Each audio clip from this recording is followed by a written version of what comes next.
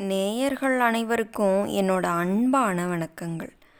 காதல் மன்னன் ஜெமினி கணேசன் என்றாலே நம்மளோட நினைவுக்கு வருவது அவரோட குறும்புத்தனமான சிரிப்பும் துள்ளலான காதல் பாடல்களும் தான். எப்பேற்பட்ட சோகக் காட்சியிலும் அவர் கண்களில் லேசாகத்தான் கண்ணீர் வரும். ஆனால் அவரோட நிஜ வாழ்க்கையில் நடந்த ஒரு பெரிய இழப்பின் போது கண்ணதாசன் எழுதிய வரிகளை கேட்டு ஸ்டுடியோவிலேயே ஜெமினி கணேசன் விம்மி விம்மி அழுத அந்த சம்பவம் உங்களுக்கு தெரியுமா? அதை பற்றி தான் நாம் இந்த வீடியோவில் பார்க்க போகிறோம். வீடியோவை முழுமையாக பாருங்கள். ஜெமினி கணேசன் அவர்கள் தன் தந்தையின் மீது அளவு கடந்த பக்தி வைத்திருந்தார். திரையுலகத்தில் அவரோட புகழின் உச்சிக்கு வந்து கொண்டிருந்த நேரத்துலேயும் கூட அவருடைய தந்தை திடீரென மரணம் அடைஞ்சிட்டார். அந்த துக்கத்திலிருந்து ஜெமினி கணேசனால் மீளவே முடியலை. அவர் யாருனாலையுமே அவரை சமாதானப்படுத்த முடியல. அந்த அளவுக்கு அழுதுகிட்டே இருந்தார்.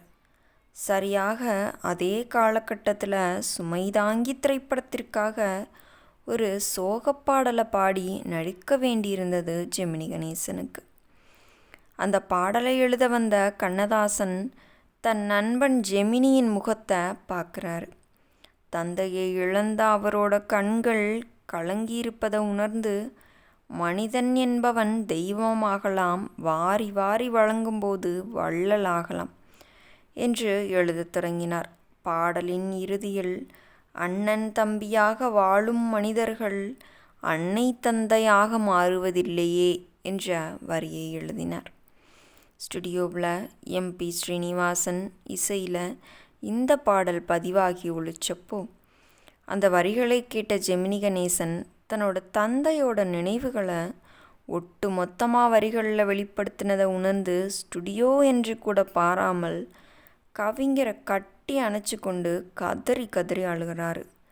காதலை மட்டுமே பாடிய காதல் மன்னனை பாசத்தால் அழ வச்ச கவிஞரோட வரிகளை பற்றி நீங்கள் என்ன நினைக்கிறீங்க அப்படின்றத மறக்காமல் கமெண்ட்டில் சொல்லுங்கள். இந்த வீடியோ பிடிச்சிருந்தா வீடியோவுக்கு ஒரு லைக் பண்ணிவிட்டு நம்ம சேனலையும் சப்ஸ்கிரைப் பண்ணிக்கோங்க. மீண்டும் நாளைக்கு பார்க்கலாம். நன்றி, வணக்கம்.